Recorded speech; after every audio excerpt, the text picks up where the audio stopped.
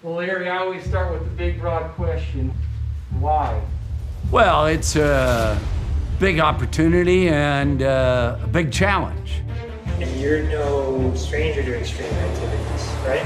Well, I don't classify them as extreme activities. I understand other people would. Larry is an entrepreneur and nonprofit activist investor.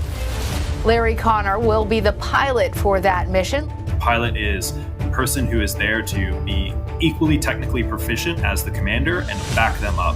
My pilot, Larry Connor, American businessman, he comes across as a no-nonsense guy. The words I would use to describe him are focused, organized, driven, and he's a real team player. I was really clear to Axiom right from the beginning. I didn't want to be a space tourist. I didn't want to go up there and sit.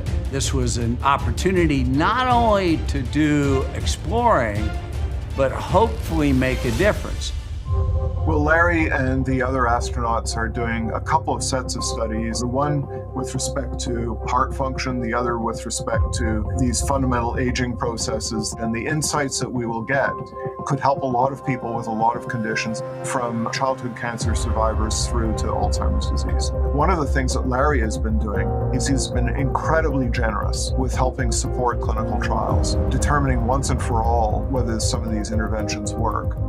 Our goal and our hope is to try to help revolutionize how we think about and how we serve and how we help people. He wants to do a good job. He's putting in the efforts to support his crewmates and just, make an example of what private spaceflight could be. I just wish the world were filled with people like him. He's generous and thoughtful, and I just can't think of enough positive things to say about him. You have to recognize all of the people up and down the line.